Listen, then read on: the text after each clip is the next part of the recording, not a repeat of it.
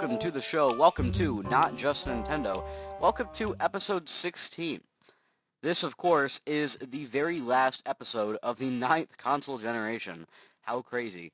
Because when you guys are seeing this, tomorrow, the Switch 2 comes out. And I'm here recording this Tuesday night, at least the beginning part of this. I'm not going to do it all tonight. Um, but, it's kind of nuts. The Switch 2, it's coming out literally tomorrow. Well, for me, it's 2 days, but for you guys, it's tomorrow. And I've been counting down, like, hourly. Like, at this point, I'm currently at about, 25 and a half hours until Switch 2. Now, I'm probably not going to get it right away, but I'm still going to be very excited about it because I'm going to get to, hear a bunch of other people talking about it. Before we get into the show for today, I do want to mention that you can email the show with any questions, any sort of comments, anything you want to say about the Switch 2, or any of that stuff for next week. You can email at notjustnintendo@gmail.com. That is notjustnintendo@gmail.com. You can also simply comment on Spotify or on YouTube if you're watching on one of those two places. But the podcast is officially on iHeartRadio and on Amazon Music. I think it might also be on Pocket Casts. I'm not entirely sure. It was a little confusing. I wasn't sure if it was working or not there. I was trying to get it on there, and I don't know if it worked. But anyways, it's definitely on iHeart and Amazon Music and Spotify and YouTube. So I think those are probably the four biggest places. I would like to kind of get it on Apple Podcasts, but it's very you can't get a podcast on Apple Podcasts without an Apple account, and it seems to be very difficult to get an Apple account without an Apple device. So it's a little confusing. I'm still trying to figure that out. So I don't know exactly how I do that. I'm not too worried about it, but I probably will try to do that at some point. All right. So like I said, Switch 2 is coming out this week on Thursday, June 5th. The reason I said 25 and a half hours earlier is because technically the thing launches at midnight, because some places will have, got it in at midnight. There will be midnight releases in some places, I'm sure. So it's technically, at midnight, but in practice it actually ends up being a little bit later than that in most places. So in the last week, I have not done a ton of video gaming. I've kind of been back to it, but I've been working on I've been starting a couple things. I've been, going through a couple of things. I did beat a game, but I'm sort of stretching the definition here. I mean, it is very much a game, but I guess what I'm saying is, like, it's so short and so uninvolved a game that it's almost feels weird to be like, oh, I beat a game, and it's like, yeah, technically, but, like, did I really?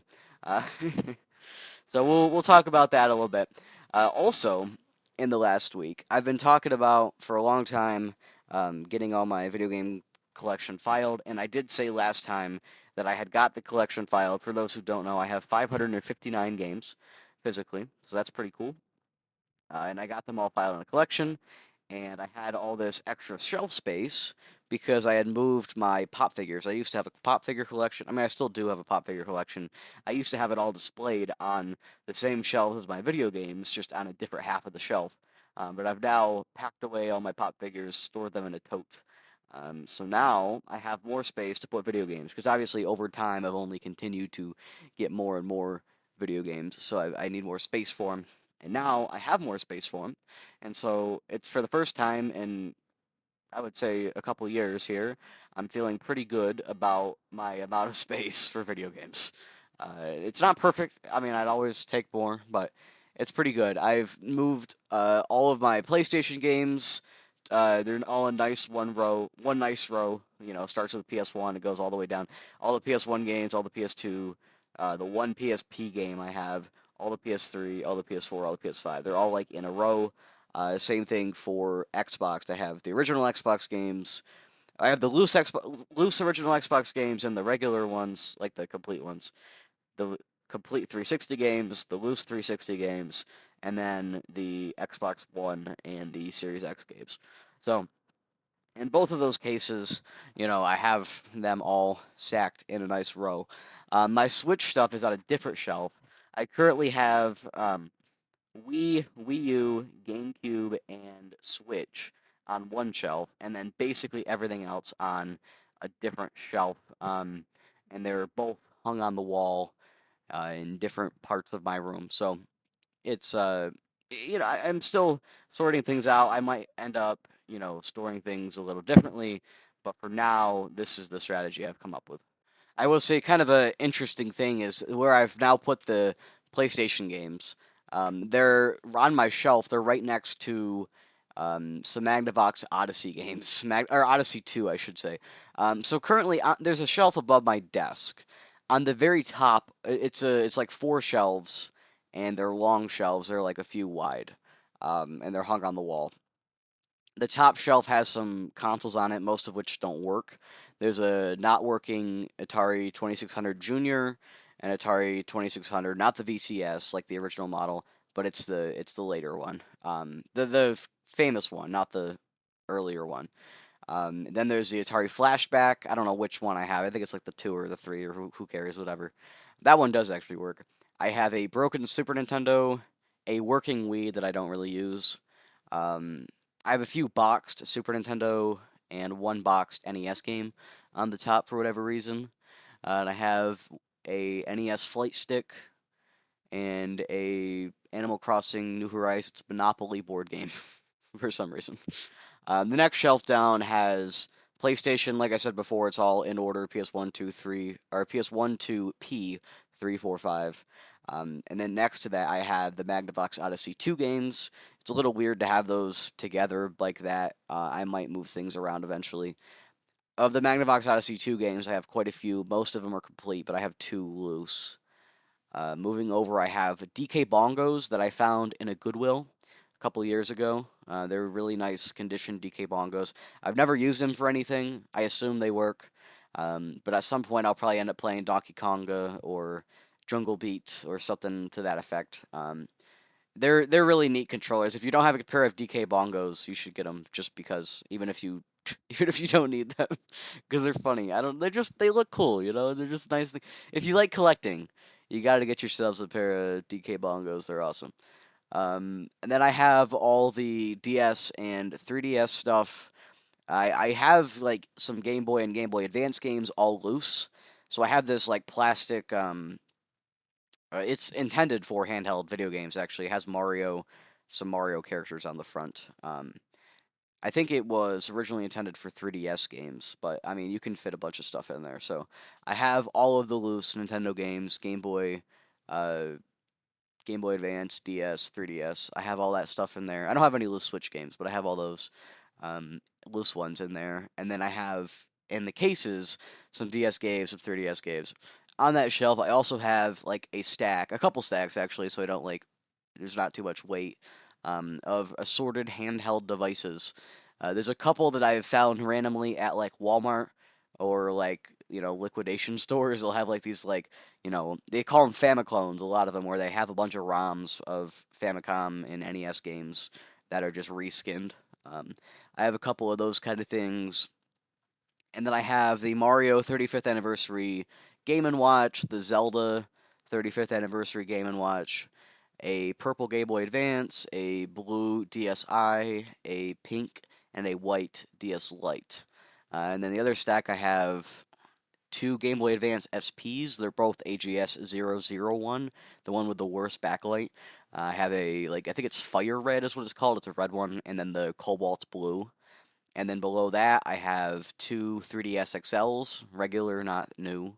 One of them's the Year of Luigi Special Edition, the gray one, and that one's broken. And then I have a red Mario as well. I think it's from like 2014 or something, where it's got the Mario silhouette on the front and it's red. Um, I have a new 2DS XL, but that's not on that shelf. That's like down in my on my desk. Like I occasionally play it, not very often, but every now and then. The next shelf down, left to right, I have all the Xbox games. I talked about those before. It's a loose original Xbox, complete original Xbox, complete 360, loose 360, and then Xbox One and Series X. Then continuing on the shelf, I have my Intellivision. I don't have the first model Intellivision. I think I have the second model Intellivision, and I think it was the third one that was most popular. So I don't have the most popular, and I don't have the original. I have a one in the middle. I have like It's kind of got like a wood grain on the front, and it's sort of grayish. I mean, they all look similar, but there are different models to them, and they're kind of cool. And with that, I have a few loose games and a couple complete games as well. Although my complete games are not in great condition for Intellivision. Then I've got my like 80 some Atari games all together. Most of those are loose, but I do have a couple complete, and I even have a couple Atari 2600 games that are sealed. Um, then after the Atari games, I have Sega games. So I have, left to right, I have two Master System games, quite a few Genesis games, two Saturn, two Dreamcast, and then I actually on that same, and I have a couple Game Gear games as well, but I don't have a Game Gear to play them. And then also on that shelf, because they just fit there nicely, I have my loose 64 games. I don't have any boxed ones. And then the bottom shelf, the left half of it, is actually all books that I've been reading. I've been reading a bunch of comic books and reading a bunch of regular novels and history books and that kind of stuff. So those are on those bottom shelves. But then on the other side of the shelf, I have a Famicom, an NES Zapper, a Power Glove, NES Power Glove. I have a knockoff like NES Classic that's like a Famicom. It just plays a bunch of random things and it's like tiny and it looks kind of cool. I have a actual NES, and then on top of the NES and to the right of it, I have a bunch of loose NES games and a couple Famicom games as well. And then finally, the last thing on the bottom right of my shelf, I have a bunch of Super Nintendo games, all loose except for the couple on the top shelf, but the ones on the bottom are all loose. And on top of it, I have one PAL Super Nintendo game, and I have two Super Famicom games. So that's my main shelf by my desk. But then my other shelf over by where some of my other consoles are, I have at the top I have Switch stuff. That's almost a full row of Switch stuff, all in box. The next row is Wii U and GameCube, and that's about a full row between the two. Of course, they're thicker, so I have more Switch games than I do Wii U and GameCube combined, but the Wii U and GameCube games are thicker, so they end up taking up more space. Then the next row is all Wii, it's full to the brim. And the next row is about half Wii again. And then I have the Wii U gamepad just sitting on that shelf. And the bottom three shelves are actually completely empty now because I've moved things around. I guess I should also mention I have another shelf where on the top I have some Mario DVDs and VHS. So I have like Mario BMX from the Mario Brothers Super Show on a VHS. I have the Mario Brothers movie from the 80s, not 90s, sorry, and I have the recent one, the animated one. And I have a couple just random like DVDs with episodes of the Super Mario Brothers Super Show and the Super Mario Brothers 3 show. And then also on the top of that shelf I have a Sears Telegames Pong console. It was the first Pong console, not the Atari one. It was actually developed by Atari, but Atari published it later themselves. But originally it was published by Sears, and it was exclusive to Sears. And then it was later that it came out again under the Atari name. And on that same shelf, I have also a boxed Magnavox Odyssey 2. And then that whole other shelf, the lower shelves, are Skylanders. I have a full shelf of Skylanders on some risers. The next shelf down is about half Amiibos. The other half is empty. I don't have a ton of Amiibos. I was buying them there for a while because they're kind of neat, but it's just one of those things where I can spend my money on like actual video games and I feel better about my purchases. Even if the Amiibos are kind of neat, I think it's actually better to just spend that money on the games themselves. So I may at some point go back to collecting Amiibos, but I'm not really looking to at the moment. And then my bottom three shelves are all Disney Infinity figures. I have almost all the Disney Infinity figures, actually. Um, I'm probably missing 15 or so out of, I mean, a couple hundred, I would guess. Probably 150, 200, somewhere in there. I have a list somewhere of all the stuff. But I have the Disney ones, I have the Marvel ones, then I have the Star Wars ones, all on their own shelves. So I think that's basically all. I don't know why I got into that little rant about my video games, but I like to talk about my video game collection. It's point of pride for me. So I just thought that was a interesting thing, and I also just don't have a ton to talk about this week. I guess we could talk a little bit more about this week because this week has got to be one of the most eventful and video games that they'll be for quite a while. So, of course, tomorrow, June 4th, so actually today, when you guys are seeing this, there is a State of Play. That was just announced a couple days ago. So, there's a PlayStation State of Play. Unfortunately, although I'd like to, I'm not going to be able to watch it live.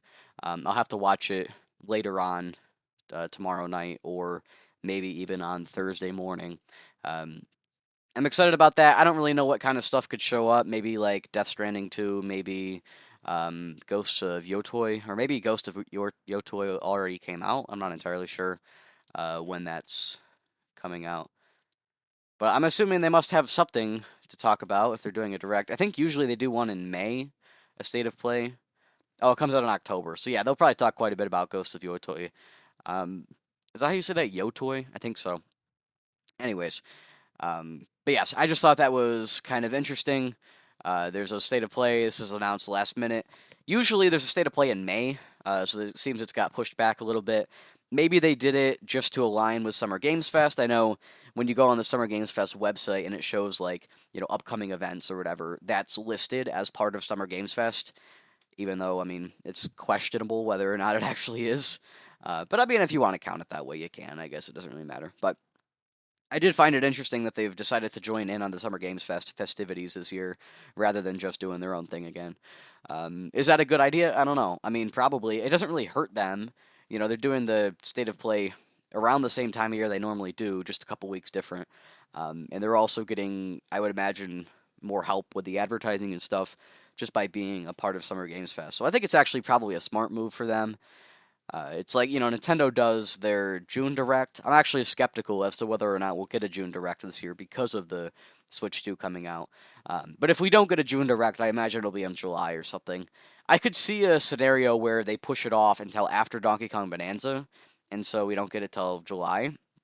But I could also see a scenario where we get a Direct in the next couple weeks, right after Switch 2 comes out.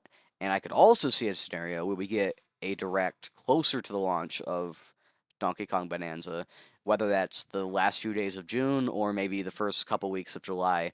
I'm not entirely sure. But anyways, I feel like either of those three are possible, but I am pretty confident that we're going to get a direct either this month or next month. I'm kind of leaning on next month early on, like beginning of July. So we'll see. Obviously, I mean, I don't know anything for sure, but that's just kind of my feeling that I'm getting. I don't think they want to put anything out. I don't think they want to do a direct like right at the start of the Switch 2 having been out, but I also don't think they want to wait too long. They want to keep the hype going. An interesting thing I was thinking about. So, I guess I could talk about. So there's the State of Play. There was the State of Unreal, the Unreal Engine by Epic Games. That was yesterday, or was it? I think it was yesterday. Maybe it was today. I don't know. Tuesday, whatever day it was. It was earlier this week. There was that State of the Unreal Engine. Honestly, I'm not. I just don't care. I'm like Unreal Engine 5 point. Who cares? Whatever. 6. Whatever. Who knows? I'm like, yeah, that's cool. I'm glad they're doing it. I'm like, all right. My takeaway is, okay, games look better, games run better. Cool, awesome, fantastic. Now let's see that actually implemented, right? I don't really care necessarily about them getting on stage and blabbering about how, oh, well, now we can like support. Well, I guess I was gonna say HDR, but that's been a thing for a long time. But who knows? Anyways, who cares, right? I like to think I definitely know more than the layman about a lot of that stuff, but I just don't care a lot about too much of that technical stuff. I care about it somewhat, but I don't care about it completely. And I guess maybe that's has to do with me being a Nintendo fan, right?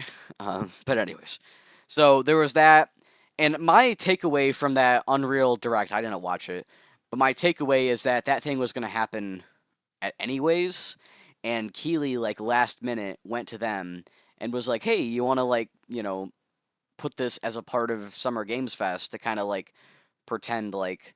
I think he wanted to just bolster his lineup of presentations and things. And it works out for him because he can say he has more things in his show than he possibly does.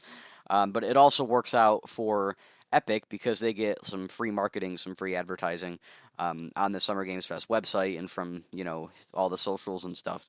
They get that extra little boost. So that's what happened last minute. It was more of an advertising deal, I think, to put that Unreal State of the Unreal Engine. I'm sorry, I just dumped a bunch of pencils and pens everywhere. But anyways, I think it was part of the. I think it was just a marketing deal, honestly, to get the state of the Unreal Engine or whatever. I don't know what that presentation was called. You guys know what it's called? Whatever it's called, to get that thing as part of Summer Games Fest, because I don't think it was really like truly part of Summer Games Fest. I want to consider it such, but if you want to consider it such, then go right ahead. Who cares, right? It's pretty subjective, I would say. So there was that thing. There's the state of play tomorrow. I'm actually really sad that I can't watch that live, but I will be able to watch it though. Still, I'll just have to be a little late to it, so it's not really a huge deal. It's just a little unfortunate, if I'm being honest. But oh well. And then I don't think there's anything going on Thursday. And then, of course, Friday is the main show of the Summer Games Fest. Fortunately, I should be able to watch that live. So there's the main show of the Summer Games Fest, and then there's Day of the Devs, I believe. I'm gonna confirm that right now before I say something incorrect. And of course, this is all on Friday, the day after the Switch 2, so June 6th. This is all starting. This is why it's such a crazy week where we have the Switch 2 coming out and also the Summer Games Fest happening. Okay, so yes. So June 3rd, that was yesterday, so Monday. That State of Unreal was Monday. The State of Play, or sorry, it's Tuesday. Not sorry, I'm getting my days wrong. State of Play is Wednesday. I'm not gonna be able to watch that, unfortunately. Well, I might be able to catch the beginning of it live, and then I have to stop and then watch the end of it later on. And then June 6th is the main show at 5 o'clock. Definitely going to be watching that live. I'm actually, I should do a poll on Discord, see if I should live stream that. Because I think it could be interesting to live stream that, but at the same time, I'm not terribly knowledgeable on some of the non Nintendo stuff that happens at the. I mean, I guess I don't really need to be, right? I could do it. I'm just a little worried that my commentary won't be terribly exciting if things are not exciting. So I don't know. We'll see what happens. I might live stream that. So make sure to tune in, to subscribe on YouTube, right? Subscribe on YouTube to see if I end up doing that. And also, there's Day of the Devs is right after. So the main show's at 5. Day of the Devs is at 7. I'm actually kind of surprised that it's only going to be the 2 hours. That is, I would have thought it would have been more. I know, like, the Game Awards is more. I can't remember how long was it the last 2 years, because I've watched it the last 2 years, and I felt like it was more than 2 hours, but I could be mistaken on that. I know it seems like they've scrunched everything together because there's more presentations this time.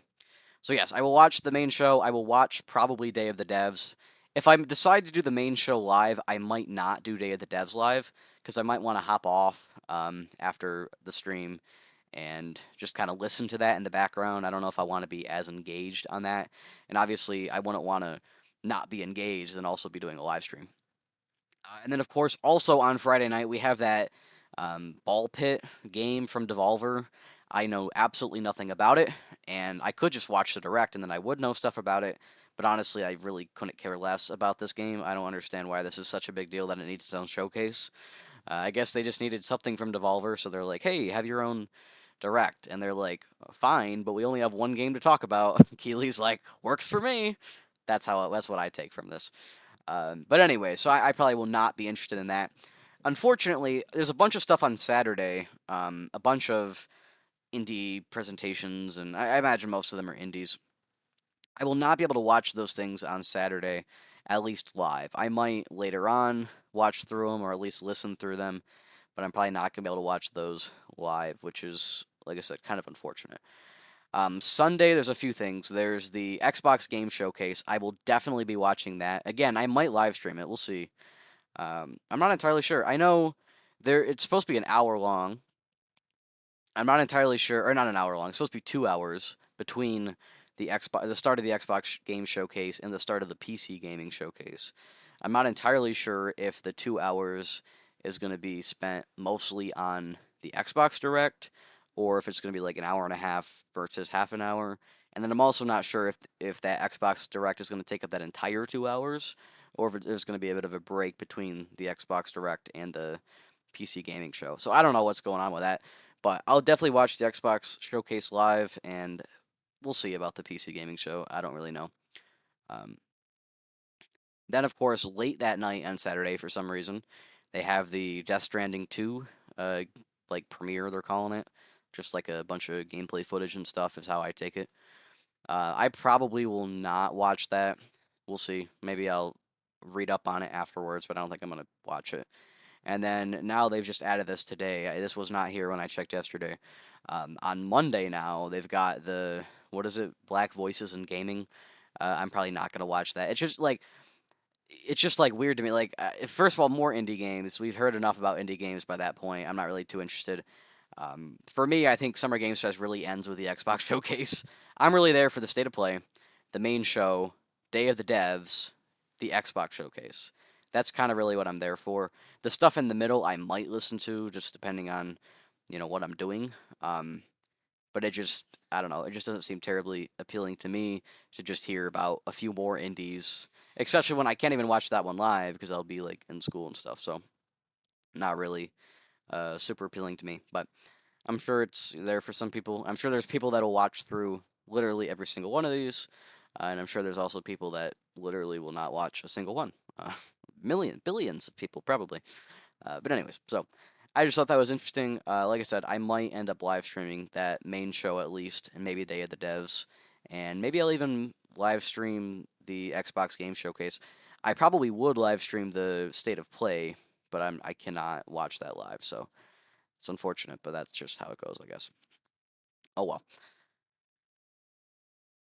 So yes, that's Summer Games Fest. Obviously, this week. That's pretty gonna be pretty big news. I'm sure there's gonna be lots of people that are gonna be playing the Switch 2 while watching Summer Games Fest.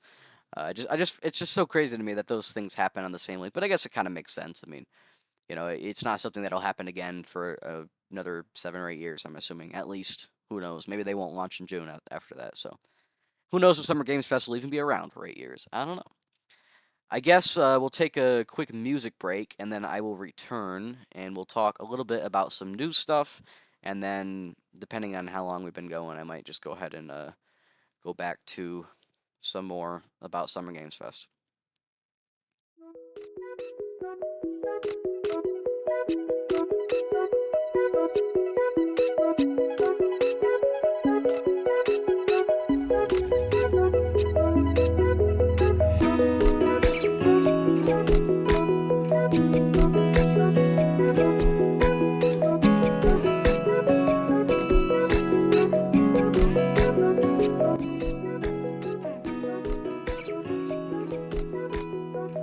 Alright, so here's the big news. Mario Kart World. Guess what? That game is not open world, Nintendo says. It is a vast interconnected world. Not an open world. It's not open. It's vast and interconnected. Alright, whatever you say, Nintendo, right? Anyways, so apparently they just didn't want to fall into the umbrella term. They said it was too ambiguous of a phrase to just call it open world, which is probably true. But I found it funny. Kazuki Yabuki, he was like, no, it's we don't use the phrase open world because it's too ambiguous. So instead of open world, it's a vast interconnected world. I'm like, well, buddy, that's the same thing. But whatever you want to call it, if you want to call it a vast interconnected world rather than an open world, then knock yourself out. I mean, like, who cares, right? Not a big deal. Also, on the topic of Mario Kart World, obviously a bunch of people have been playing Mario Kart World, a bunch of reviewers and stuff. Obviously, some people got to play it back at those like Switch 2 experiences, they were calling them, around the world. But now people like reviewers are actually playing it properly, like playing the single player and stuff too. And I guess it takes a full 10 minutes or so to drive around the entire map. I assume that's in a loop. Like they started at one point, they looped all the way around, got to the same point again. Apparently, it took a full 10 minutes to do that, like, uninterrupted, which is definitely, I don't know. Is it bigger than I thought? Is it smaller than I thought? Like, I'm not entirely sure. It's kind of just, like, it makes sense in a way. Like, and part of me is like, well, that's huge. Like, that's going to be a huge map. But at the same time, the other part of me is like, well, not really. I mean, that is, like, pretty reasonable. I don't think it's small. I think it's reasonable or large. Personally, with Mario Kart World, like I said, I'm not like thrilled about Mario Kart World. I'll play it. I'll probably like it, but I'm far more excited about Donkey Kong Bonanza than I am Mario Kart World. And honestly, I'm more excited to play Wind Waker on Switch 2 than I am Mario Kart World. So maybe that's an unpopular opinion. I don't know. Um, but I just, I'll play it. I'll like it. But first of all, I'm not the biggest Mario Kart fan. I am quite the Nintendo fan, and yet I'm not a huge Mario Kart fan. Mostly because I don't like a ton of multiplayer and online stuff. At least not as much as the single player stuff. And Mario Kart has never had too much of a single player offering. Obviously, that's always one of the problems. I mean, you could say Mario Kart DS is a single player offering, and it does for sure, but it's still nothing like a bunch, like regular actual single player games. It's a multiplayer game with a decent enough single player mode in there. I am working on playing through the Mario Kart games. I've talked about this a few times. Last September, I played through Super Mario Kart. I beat it on 50 and 100 CCs. I did all the cups. I didn't do it on 150 because you got credits after 50 and 100, and I tried 150 and I was getting destroyed. So I was like, okay, I'll just call it good. And then earlier this year, I want to say it was in March. I could actually look and check on that real quick, but I believe it was in March. I played Mario Kart Super Circuit on the Game Boy Advance Switch Online. No, it's February. Um, no, sorry, January. Never mind. In January. This was in January. I did Mario Kart Super Circuit, and that time I did all the CCs. I did 50, 100, and 150, because you got credits after each one, and I found it easier to do 150cc on Super Circuit than on Super Mario Kart. So I beat both of those, and I was working on Mario Kart 64. Started that in April, and it's just been one of those things where, the last month or so has been a little slower for me on games, which I did expect, with the end of school coming up. So it's been slower, so I've kind of gotten out of it, gotten away from Mario Kart World, not Mario Kart World, Mario Kart 64, amongst many other games as well. But that was just one of the ones I got away from, and I do intend to come back, probably in the next couple days, and maybe I'll just try to blow through it. We'll see, or who knows? I don't know. I can't go speculating too much on a lot of this stuff. But anyways, yes, I was playing through the Mario Kart games, and after 64, obviously I would have to play GameCube, but I don't. That's the one I don't have. I don't have Double Dash. That's the only one I don't have access to, because every other Mario Kart game I either have or I have it on Switch Online or both. Actually, some of them. But I don't have Double Dash. Obviously, I'm assuming Double Dash will come to the GameCube service. It probably just won't come immediately. It'll probably be like next year, maybe even the year after, when they let the dust settle on Mario Kart World a little bit. I mean, I say the dust settle, but to be fair, it will still be the best-selling game, week after week for the next 8 years, probably. Not maybe not every week, but like it'll consistently be top five, I would guess, because that's just how Mario Kart goes. And this one will probably sell tens of millions of copies as well, assuming the Switch 2 itself sells tens of millions of copies. But I guess we'll have to see. I would think it would sell pretty good, but who knows, right? But yes, I mean, that's where I'm at with Mario Kart. I have to play through the series after Mario Kart 64.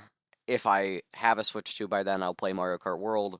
Otherwise, I'll play Mario Kart DS will be my next one. And then Wii, and then I'll probably do 8 Deluxe because I never did a lot of that stuff. The reason I never did a bunch of the Mario Kart 8 Deluxe Grand Prix. First of all, I never played Mario Kart 8 Deluxe that much. I played about 15 hours over the course of these last like 7 years. So it's just a few times I've hopped on. Really, it has not been much of a thing for me. But I have played some of the Grand Prix. I don't know which ones. I don't know on what difficulty or CC. Like who knows, right? I don't know any of this stuff. But I intend at some point to go back to that when playing through the Mario Kart series. Of course, Mario Kart 8 Deluxe has the most tracks. I'm guessing Mario Kart World will be nowhere close on tracks, and that's okay. I don't think anyone's expecting it to be. But I do, part of the problem I hadn't went and did the Grand Prix in Mario Kart 8 Deluxe is that I didn't have the Switch Online expansion pack, so I didn't have the booster course pass at that point. I do now have the expansion pack, so now I should probably focus on that. Not right away, but at some point I'll definitely do that. So I think it'll be an interesting thing if after I play Mario Kart World, I go back to Mario Kart 8 Deluxe and do the Grand Prix and be like try to compare like, you know, what's really changed in the last 10 years. I mean, I guess, Deluxe was in the last 8 years, but still, it's kind of 10 years.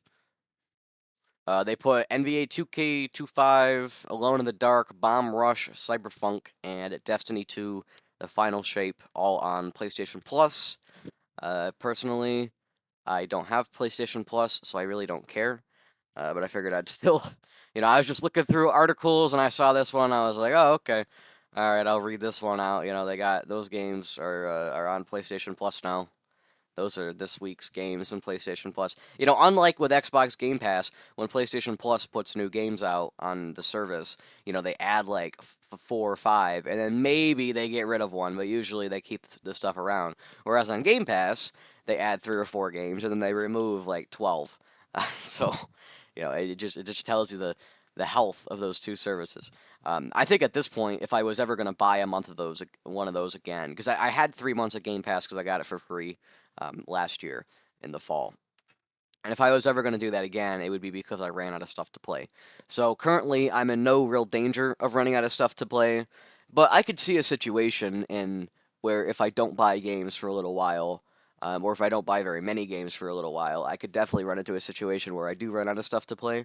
Like, I don't think it would even take that long. Like, if I didn't really buy much in the next year, I could definitely, well, I could run out of stuff I really want to play. Maybe there's other stuff I could, but there's not a ton that I'd be super excited about, I would think. So who knows? Maybe I'm underestimating my collection. Maybe I'm overestimating my collection. Who knows? I'm probably not overestimating. I'm probably underestimating. But anyways, whatever the case, in theory, I could run out of stuff. It probably won't happen anytime soon. But at some point, I could run out of stuff, and if that does happen, then I may consider getting a month of PlayStation Plus or Xbox Game Pass, and I'd probably have to sit down and compare. I know right now they're about the same price. Well, they're about the same price if you get Game Pass Ultimate. I guess if I only got PC Game Pass, that would be quite a bit cheaper. So I'd have to sit down and be like, look at Game Pass Ultimate, PC Game Pass, and PlayStation Plus, and kind of determine from there. Like, I'd probably make a list of all the stuff on both services that I would possibly play. I'd probably look through the entire catalog for all that stuff, which I know they're very long, but I'm crazy, and so I would probably do it and look through them all. Or maybe I'd just get PlayStation Plus because I had Game Pass last time, and just kind of compare the two services from that standpoint, because I think that would be kind of interesting. The NVIDIA CEO Jensen Huang, or Huang, I don't know how to say that exactly, he says the Switch 2 redefines portable gaming graphics, and that they had to reinvent everything to develop the GPU behind the Switch 2 and the DLSS upscaling and stuff. Um, so, I mean, nothing, nothing anything too shocking, but I guess it's nice to hear him say it himself. It's like, I do find it crazy how a lot of this technology and stuff, like, I mean, there's the electromagnets that, don't need constant power.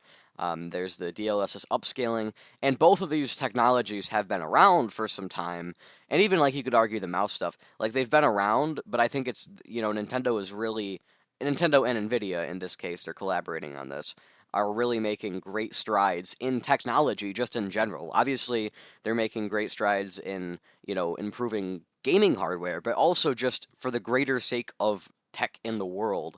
I think they're doing a lot of good work. And, maybe I'm over exaggerating the significance of some of this stuff, but honestly, I do think that something like video games is something that can continue to push technology.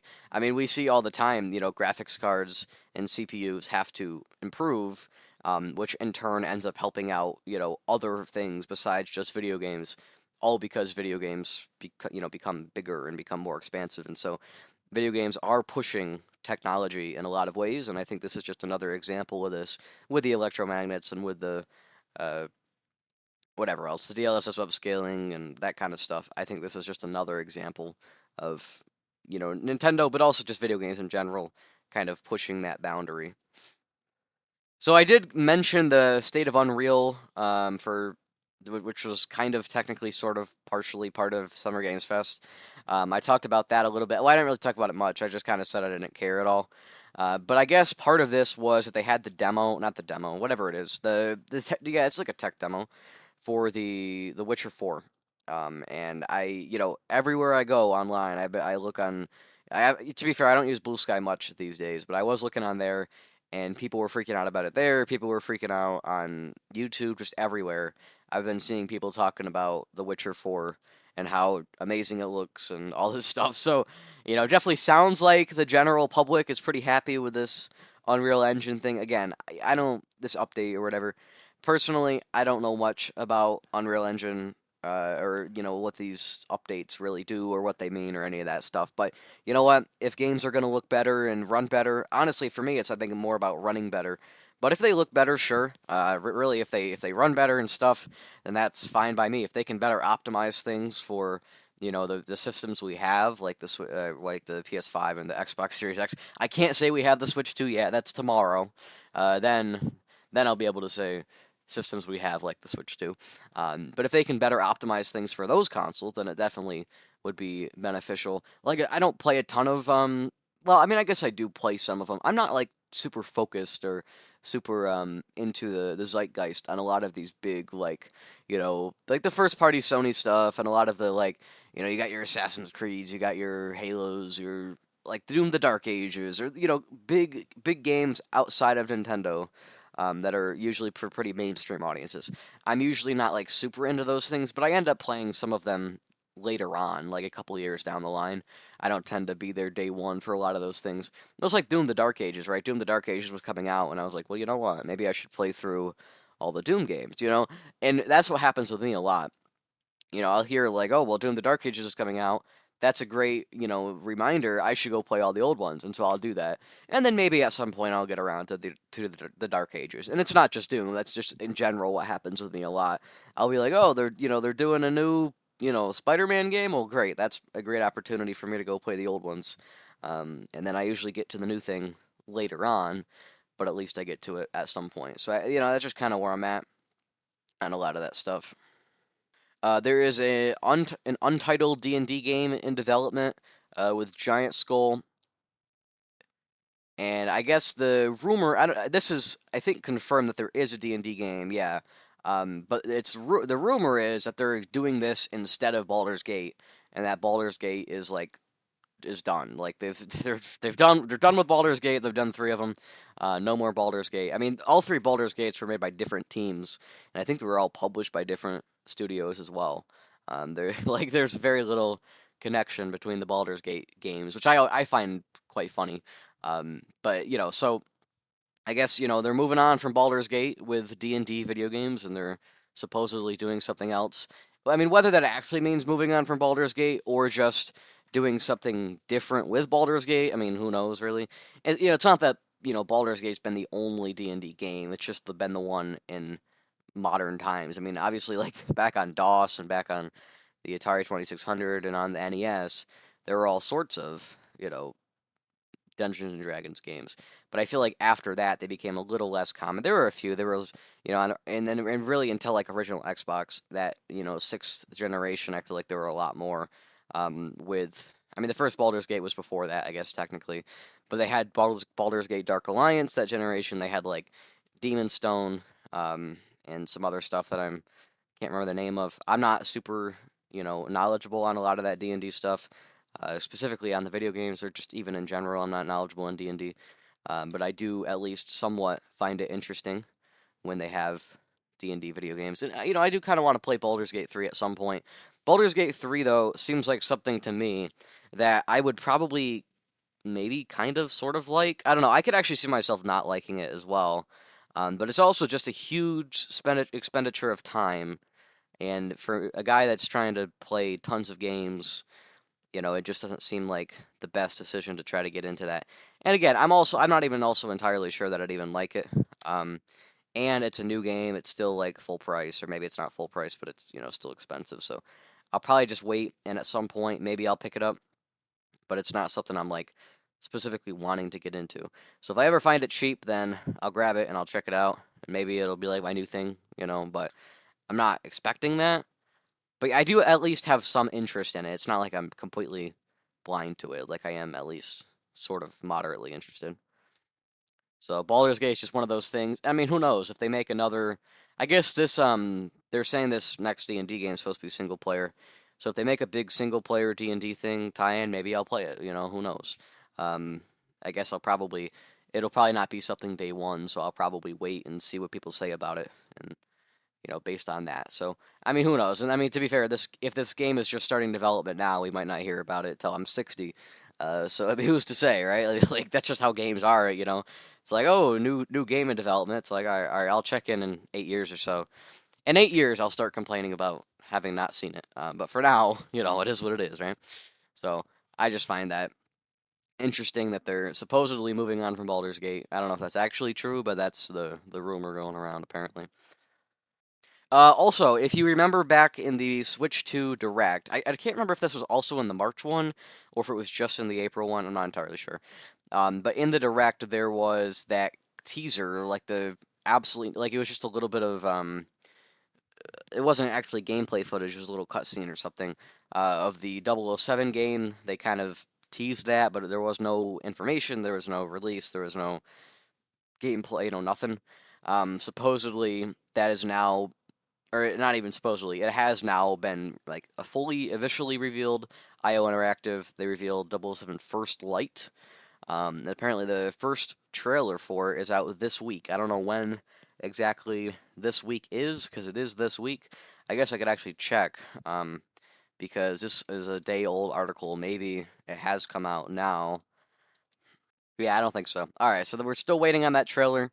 That's cool. Another thing that I think it's interesting to hear about, with this 007 game, but again, personally, I'm not terribly interested. I've never played the first. I've never played GoldenEye. I've never played any James Bond game. Never even watched any of the movies, to be honest. So I'm not like terribly interested myself, but I do find it like it's obviously still a pretty big deal, even if I don't personally care. It's a pretty big deal with a new 007 game because obviously, there's such a crazy amount of there's such a crazy amount of people that are super in love with GoldenEye 007 on 64. Less so with any other James Bond game, for what I've heard. I guess there's the one on GameCube that some people like. That might have also been on PS2. I'm not entirely sure. But yes, I just I just think it's cool hearing about that game, even if I probably will never play it. All right, so I might get this wrong. Rayburn is a studio that was founded by ex-developers of Playground Games. They were originally behind the Forza Horizon series. Supposedly, it's the studio that has the guy who founded Playground Studios and started working on those original Forza games back on original Xbox. Supposedly, they're working on a new racing game, which, I mean, to be fair, isn't like terribly surprising. I mean, who would have thought, right? It's like it'd be like if Miyamoto left Nintendo, made his own studio, and then all of a sudden it's like Miyamoto's making a platformer. Like, who would have thought, right? Like, wow, it's gonna be a plumber. Like it's not. This isn't shocking by any means. But of course, I'm sure for anybody who likes Forza, from the little bit I've played, I played a little bit of Forza Motorsport 4, I want to say. Actually, it's above my head. I can check. 3 on 360. I played a little bit of that, and I thought it was all right. Forza's good. Like it's got the gameplay and stuff is good. I haven't played it. I haven't ever played Horizon, so I'm just speaking on Motorsport because I can speak on the mechanics and stuff of the driving. And I will say in Motorsport, sorry, at least in the old ones, there's like nothing to do. You just kind of like randomly you assign races on your calendar, but there's like no sort of progression. I guess there's progression in the sense that you get new cars and stuff, and you tune your cars. But unlike in Gran Turismo, where there's like there's a set races that you have to get first placed in. You can have like trophies and be like, oh look, I've gotten first place. You can kind of set that as a goal for yourself. You can almost say like I've beaten the game when I get first in every race, right? Whereas in Forza Motorsport, that's like not even a thing. Maybe it is in the most recent ones. Maybe I shouldn't judge too harshly when I don't know anything about the current ones. But I know at least in the old ones, that was not a thing. And in the old Gran Turismo, that's always been a thing, even since Gran Turismo 1. They've had the races where it's like you can see, what your best score is on a race, and the idea is to try to get first in every race. I mean, I guess if that's what you're going for, you could probably not go for that if you wanted to, but I think most people that play Forza, or not Forza, Gran Turismo, probably do go for that. So I didn't personally like Forza Motorsport 3 too much because of that idea. That it was I was playing it and I wasn't really feeling like I could accomplish anything, so I was just kind of randomly just going along with it. And if I mean it's just one of those things where if I wasn't playing a lot of games and I didn't care much about progression, then maybe it'd be a fine game, and maybe if it came out at the time, maybe I'd play it. But it's just one of those things where it doesn't seem like it's worth with games that with series that have games that don't really have much progression, you know. Um, or you have to kind of make up your own idea to progress in the game. Games like that, when they have new entries, you basically should just go to the new one always because the old ones usually just kind of suck. Like, and I am someone who's a big proponent of old games, but when the old games don't have progression and the new ones don't either, then you might as well just play the new one most times because they've got more stuff in them, you know? Usually the reason to go back to old games is because they're literally different. They have a different campaign, they have a different story, they have a different, whatever it is, a different single player mode. There's something different about them. Like they have vastly different mechanics or, there's always something different. Or you just go back for the visual style, I guess, if that's your thing. Um, but, it just feels like in this case, like who would ever play Forza Motorsport 3 when there's nothing special about that game, when you could just go play the new one. So, and I mean, to be fair, that is why, like, nobody does it. Everybody just plays the new one. So, I don't know. I mean, I'm, like, arguing with nobody here, basically. But anyways, whatever. I just find it kind of strange to me. And I've never played a Forza Horizon. I have an Xbox. I got an Xbox, like, a year and a half ago. Actually, more than that now. A little bit more than that. And I've wanted since then. I was like, I've kind of thought about getting Forza Horizon. I was thinking about getting 4 because it was cheaper, and I was like, well, at least this way I could, see if I like it, and then if I do, then maybe I'll also buy 5. Um, I never did because there were all the rumors that it was supposed to come to Switch and to PS5, and it is coming to PS5. It might actually have came out. Um, yeah, I think it did come out on PlayStation already, or if not, it's coming out very soon. But anyways, so Forza Horizon on PlayStation, whatever, right? Um, and it ended up happening. So that's why I didn't initially buy Forza Horizon on Xbox because I was pretty sure, based on all the rumors, that it was going to come to other places. It hasn't come to Switch 1. It might come to Switch 2. If Forza Horizon 5 comes to Switch 2, there's actually a pretty good chance I'll buy it. So we'll see what happens. That might happen. Maybe we'll hear about it at the Xbox Game Showcase. I doubt it. Maybe we'll hear about it in a possible June or July Nintendo Direct. Who knows, right? Hard to say. Maybe if they do another partner showcase, that's where we hear about it. I don't think it's something that they're like probably going to want to rush to get out in the first year, but I wouldn't be surprised if it does come out at some point. Oh, here's actually I'm now reading an article about this state of play. Apparently, it'll be about 40 minutes, maybe a little more, and it'll focus mostly on Ghost of Yotoi. I'm not really surprised about that at all. But to be fair, I haven't even played um, Ghost of Tsushima. The only Sucker Punch game I've played is Infamous, the first one on PS3. So personally, I don't know hardly anything about Ghost of Tsushima or now Yotoi, but I am kind of interested. So at some point, I definitely do want to play Ghost of Tsushima.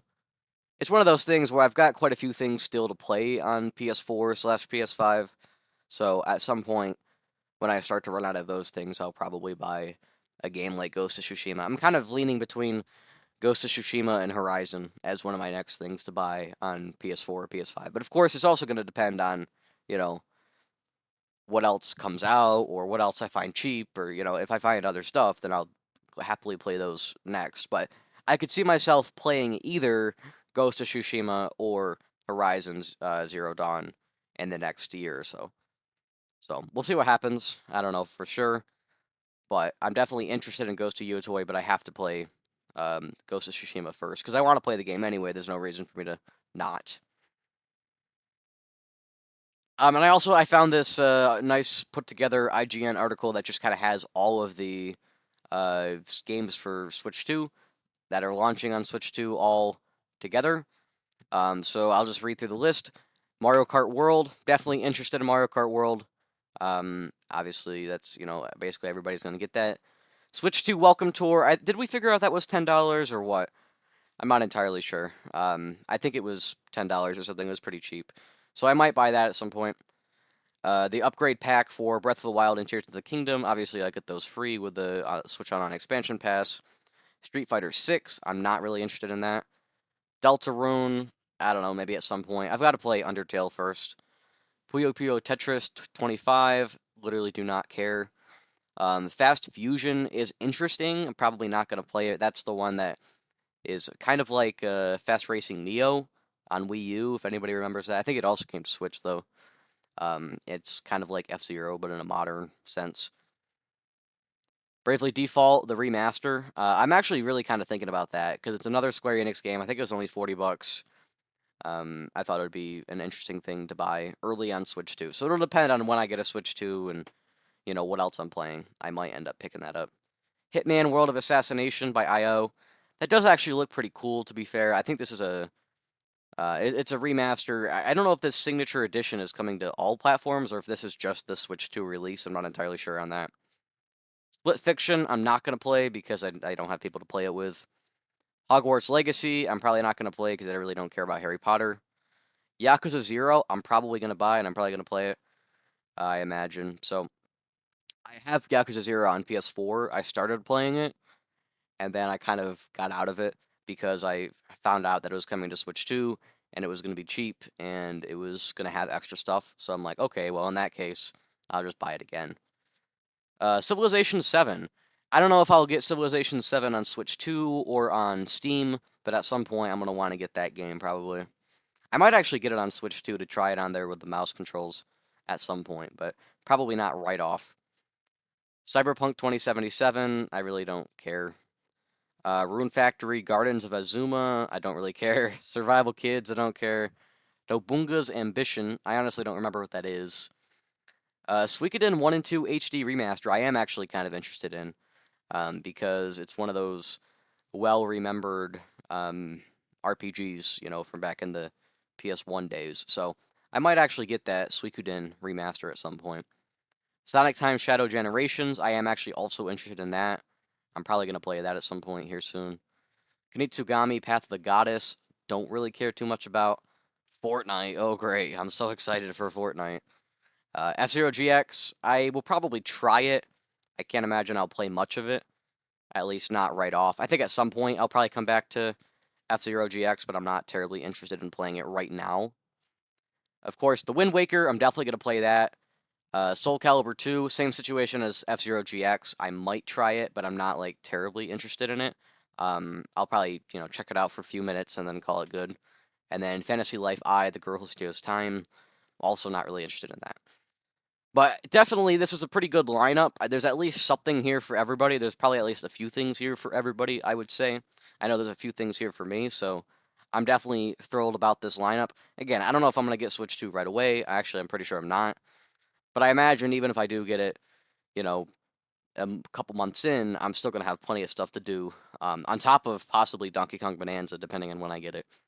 So this is going to be pretty exciting, I think. I'm definitely happy about how the Switch 2 launch is looking. We're gonna take another quick music break, and I'm gonna come back. I'm gonna talk about the short game that I played. I probably won't talk about it for much, and then I will end out the show with some closing thoughts about the end of the Switch 1 generation, because it is over today. I'm finishing recording this on Wednesday morning, and literally today, this is the last day of the Switch 1 generation, of the 9th generation of video games. Because when the Switch 2 comes out, it's the 10th gen right there. We're in the 10th gen, so that's gonna be exciting. I will see you all after the music break.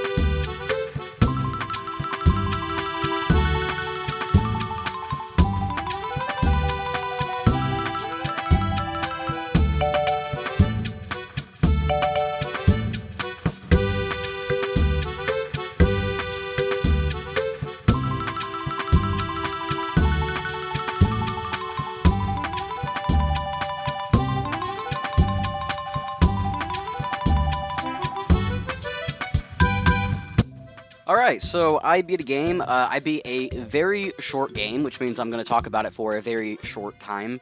That game was Quiet is the Eyes. So I talk about all the time, I talk about the Epic Games Store, and how I claim a bunch of free games on the Epic Games Store all the time. I would definitely recommend for anybody who has a PC. It doesn't even really have to be that good for some of the different things they have. But for anybody who has a PC, I would definitely recommend downloading the Epic Games Store. And you don't necessarily have to use it to buy games on. Just literally claim the free stuff. It's on every Thursday. They usually put out 2 things. They're not always both games. Sometimes one of them's like a skin in Fortnite or something like that. Some stupid thing. But one of them's always a game, and usually both of them are a game. They just have those every now and then. Occasionally, there's even been 2 games and a free bonus thing. So, I'm not. This isn't an advertisement for the Epic Game Store. Although, if they want to sponsor me, I'm kidding. But anyways, well, I mean, I want to turn it down. But anyways, so you get 2 free games. They're usually indie things, or usually smaller budget things, which I think is great because oftentimes those are the things that I can't even get physically. So having them digitally, I'm like, well, that's the only way to do it. So I can get this stuff for free. It's like works out even better. So a lot of the stuff I've played on, well, actually, I've never bought anything on Epic Games, and I have a library of like 80 games. So everything I've gotten on there has been free. It's a lot of it was already free, like free to play games, but a good portion of it was also this free stuff. Like, so on the Epic Game Store, I've beaten Toem. I actually didn't talk on the podcast about Toem now that I think about it because I beat Toem last year. So the earliest stuff that I've talked about on the podcast, besides casually mentioning it, has been since January because I started the podcast in February, and on the first episode I went and talked about all the stuff I had beaten so far that this year. So I haven't actually talked about Toem on the podcast, but Toem, it's like a photo pic taking game. It's actually quite puzzly, and it's all gray scale, and it's quite fun. It's a very very good game. I definitely recommend it. Um, Behind the Frame, the finest scenery is a very short, also narrative puzzle game. Like a visual novel, like a point and click. Actually, I think is what I would describe it as, a point and click puzzle game, which is not grayscale. It's actually very colorful. And then I've also beaten on there Quiet as the Eyes, and that's the one that I'm going to talk about right now. Quiet as the Eyes, I beat this on June 1st, so that was, Sunday? I beat this on Sunday. This is a very short game. I almost was like, should I even put this on here? Like, it barely even counts, because I beat it in less than half an hour. It was about 20 minutes, I think, maybe 25 or so. Quiet as the Eyes is I wouldn't say point and click. I wouldn't say visual novel. Well, it's sort of a visual novel, but there is like action technically, like in the sense that you can walk left and right. You can walk left and right. You can crouch. Like that's it. You can't even like jump or anything. And you're basically walking through a corridor the whole game, and they will come to locked door. There's this monster outside. Is some sort of weird creature that's like trying to kill you. And you have to the whole time, the whole duration of the game. You have to dodge it. Basically, it'll come up and there'll be some like lightning on the ground or something, and then you'll have to crouch down and wait for it to like it'll come out. It'll look through the windows and stuff, and then it'll go away. So I mean, it is like technically like a horror game, I suppose, but it's all pixel art and it's like 20 minutes long. And I wouldn't say it's by any means scary. It's I thought it was quite entertaining. The dialogue's very well done. Here's the interesting thing I should say about this game. Quiet is the Eyes was made by 2 people at USC University, and it was published by the university. I'm guessing they must have won some contest or something. But anyways, so this game, I didn't even know this going into it. I played the game and then I was watching the credits and it was like 2 people, and I was like, what? It's like, there's 2 people made this. And I mean, there definitely are examples of that otherwise, of 1 or 2 people or 3 people um, making video games, but I find this even cooler that this is like a game design course. Because I finished the game and I was like, okay, that was fine. I kind of wish it was a little longer. I kind of wish there was more that happened. But at the same time, I mean, first of all, you got to consider these are students, and it honestly it was fun. I mean, it definitely didn't drag on or anything because it was so short. I do wish, like, I hope that they make another game. I actually haven't checked. Maybe they have made another game. I should probably look on that, but I don't think they have. So maybe they make another game someday that's a little bit longer with a few more mechanics, but the same kind of concept. And I think if that happened, then it would be an amazing indie game. So otherwise, though, I think this is a fine enough game. It's not still free. I don't believe, at least. No, I guess it is still free. Never mind. Quiet as the Ice. It's still free on Epic Games. You can go get it on the Epic Games Store for free. I would definitely recommend you play it. It's not going to take any time out of your day, and I mean, I guess it will take a little, but not much. And it was quite entertaining. And the couple puzzles you do are, I think, pretty decently thought out. They're all like, there's a locked door and you have to find the combination. But the clues to find the numbers and the combination, I think, are pretty well delivered, pretty well described for the most part. So I definitely enjoyed this game. I did get a little stuck on the one. I was like going back and forth through the room, reading a bunch of stuff. Oh, it's also free on Steam. I just looked. So you can get it on Steam or on Epic, whatever you want to do. And I was back and forth like looking at at these clues, trying to find the code. And for quite a while, I actually spent like, I mean, I say quite a while. It only took me like 25 minutes to beat the whole game. But I think of the 25 minutes, it must have been like 15 on that one puzzle. So if you happen to get stuck on one puzzle, you might spend like a full half an hour or 45 minutes or so. Otherwise, you're going to blow through it in 10, 15 minutes. So, but I think the dialogue was interesting. It was an interesting concept, and I think it's just a good thing to support these up and coming video game developers. I know if I was one of those, I would be very happy if a bunch of people played my game. So definitely recommend that to anybody with a PC. And I mean, it's pixel art, it's side scrolling. It's like it downloaded for me in about 2 seconds, and it would launch in like milliseconds. Like I doubt you have to have any sort of real PC. You could probably play this game on a laptop without any sort of problem. It might even be on the mobile Epic Game Store. I'm not entirely sure. Don't quote me on that, but maybe look into it. So definitely, this game is very playable on bad PCs, on lower end PCs, on laptops, any of that stuff. On Macs, you can probably play this game on a Mac. So I would definitely recommend checking that out. All right, I'm doing this like just like an hour before the show's supposed to come out, and I'm a little short on time. So I think with this, I'm going to call it an episode. Thanks everyone for tuning in. This is episode 15 or 16? 16, I think we're on here. Thanks everyone for tuning in. This is the final time you will hear my voice. I guess unless you watch something old, it's the final time you will hear my voice in a 9th generation Switch 1 world. So next episode, and in when I'm recording this in 8 hours, but when you guys are seeing this, depending on when you see this, it could be 7 hours or less. This is the last time in a handful of hours before the Switch 2 that you will hear my voice. So next time, I probably won't have a Switch 2. I don't know when I'm getting one. I probably won't have one then, at least. I might not have one for a while. So I will probably still be talking about the Switch 2, though, talking about a lot of the stuff I've heard online. Obviously, there'll be a lot of news to talk about. But also, I imagine next episode will be mostly focused on Summer Games Fest, because that's happening. I mean, actually, it's kind of starting even now. Like, we had the State of Unreal, and then we have the PlayStation State of Play today. Actually, it's in an hour. I might be able to catch the very beginning of that, but I'm not going to be able to watch the whole thing. I'll have to watch it afterwards, like later tonight. Probably 8, 9 o'clock I'll be able to watch. No, 9 o'clock probably. I'll be able to watch it. 9:30 maybe. So, all right, everyone. Thanks for tuning in. I'm very excited about the Switch 2. I know you guys all know that. I hope most people that watch this show are probably hardcore enough Nintendo fans that they're also very excited about this new console launch. I say most people that watch this show, like there's more than 2 people that do.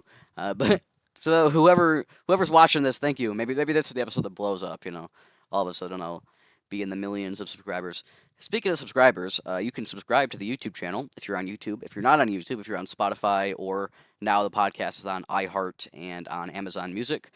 If you're in one of those places, you can also subscribe to the YouTube channel. The link is in the description.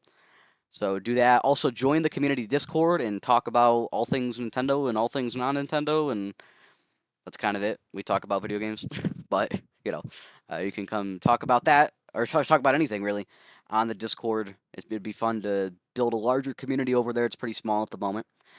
And I think with that, I'm going to call it good. See you all next week. And here we go. The 10th generation begins.